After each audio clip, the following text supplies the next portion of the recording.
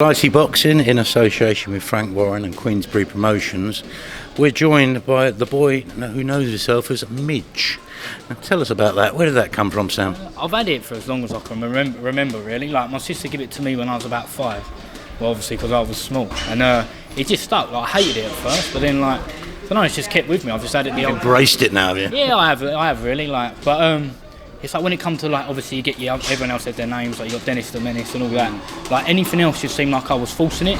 And I think when you force it, I don't think it sounds right. Do you know what I mean? But I just went with that. So it's basically wholly down to you being a bit of a midget as a youngster. Pretty much, mate. Pretty much. I was tiny. I think when I was in like year 7, or I was in like 6 or 7 clothes, mate. I was tiny. Like, my school trousers were well small. When did the growth spurt kick in? I don't know, I'm still waiting for it. I think still waiting for a little one. No, I don't know. I've been this weight since about 16, 17, I think. I don't know if I got a little bit taller with it or not, but I've been the same weight like through boxing. When in fact I'm lighter now than I was back as an amateur. Just seen you have a fantastic spar. Look great. You must be feeling good at the moment. You've got 2 fights under your belt. You're up and running. You're underway. Yeah, it's all coming together really nice. Like, I found my feet now. I mean, I can't wait for next week. Can't wait to get out. But it's all coming together now. I mean, get this week done. Weight's on point. Yeah, I'm feeling good. And you've got your 2 stoppages as well. Yeah, it's coming well. Yeah, I suppose. Yeah, I have. Yeah. Well, I didn't even like. I don't know. I think I looked for the first one. I'm not gonna lie. I did look for the first one, but second one just sort of come. And I think, like, I find when you don't look for it, they come better anyway. Do you know what I mean? One thing I noticed early on, but you actually have an opponent in common with Ethan, don't you? We do, yeah, and you fought him afterwards, and Ethan classily eased his way to a points victory, and you put the guy out. Yeah, I mean, Ethan's class, and he's a class boxer. I mean, I'm just rough and ready, you know, but don't know. Because he boxed another boy that we know as well, like the week before me, so he'd been through 3 of us, man. I was the only one that managed to stop him. Bit of banter there, was there?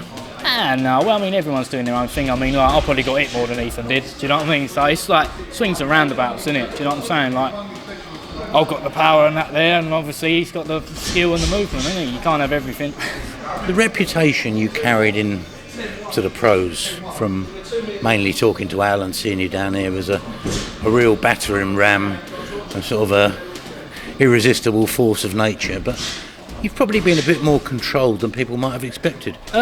Well, I could always do it anyway. I mean, like, the thing is, the longer rounds I've got, it's suiting me really. Because I mean, like, when you're in amateurs, it's just you got 9 minutes to just get the job done, ain't you? So I was like, everything out the window, I just work rate, yeah.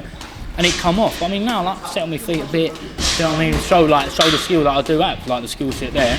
So it's nice, really. I mean, like, this one I think is going to be a 6th rounder, so I'm looking forward to it. I like the longer rounds, if anything. Have you been also kind of savouring the moment? Because, you know, these fights don't come around every week, do they? And you sell a lot of tickets. You're in lovely arenas like the Albert Hall. So you kind of feel to yourself, you know, I'm going to make this last a little bit. I don't want it over in 10 seconds. Oh yeah, no, ideally, like, if I could pick what happened, it'd be a last round stoppage. I don't want to be blasted. Like, obviously, if it happens, I'm not going to moan about it. But really, I mean, as you say, we train in 6 to 8 weeks. I don't want to get in there and blast someone out and around. So, I mean, I want to, as you say, enjoy it, soak up the moment. Do you know what I mean? But obviously, if it happens, you ain't going to see me grumble about it. But I'd like to get 3 rounds under my belt. So, I mean, for the fact of progressing, you knocking people out and around ain't going to progress at all. I don't think, really. You're developing a fantastic following that noisy, to say the least. You know, the Maidstone Massive, yeah. They're a rowdy bunch. You've got to try and talk to them. It's get them to stay for more than just your fight. Yeah, I suppose most of them, they're at the bar, aren't they, I suppose. But I think if I get on that April one, I mean, with that line up there, I think they'll be there till the end. And I mean, with next week as well, obviously, like, Lucian's quite a local lad to where I'm from as well. Like, a few people know him. So I think they'll be there till the end. Well, also, your man Dennis is from Maidstone as well, isn't he? Yeah, Dennis, yeah, I think a lot of them are excited to watch him as well. It's got a good line-up there, really. Very good line-up. I suppose April the 11th is the goal for all you youngsters, isn't it? Oh yeah, definitely. I mean, the O2, and that's a 50-50 fight. I mean, let's be honest. I don't think it's too close to call. I think it's going to be exactly what you want from a boxing show. Do you know what I mean? I was going to ask you to break it down for me a little bit. Give me your take on the runners and riders. Who wins, Dubois or Joyce?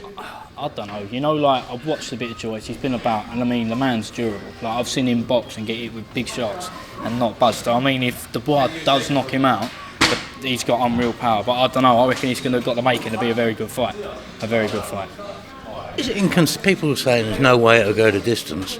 I think it could. Yeah, I think it's more than possible. I mean, like, Dubois' a good boxer. I think he showed that against Gorman.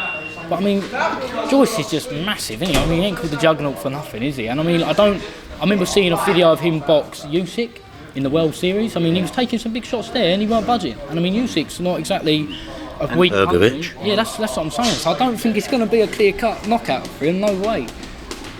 Just finally, we've got another rematch on your show on the 22nd. We're not talking about Tyson Fury, we're talking about Lucian and young Brad from Lichfield. Tell me who wins that one. Well, I reckon Lucian's going to win again. Funny that. Yeah, well, yeah, no, I do. I think he's been boxing class this camp, and I mean, he's had some good sparring in myself and Dennis. I've been giving it to him, and he's been giving it back to me. So, I mean, if he can hold his own with me, I mean, another bantamweight's not going to be that hard for him, do you know what I'm saying? Can Lucian mess you about, spoil you and smother you? Do you find he can do that to you?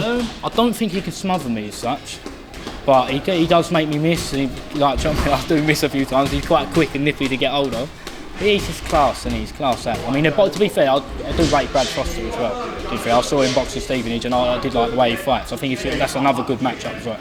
That's another good matchup. We look forward to seeing you on the night. Sam, best of luck, pal. Thanks a lot, mate. Cheers, thanks a lot.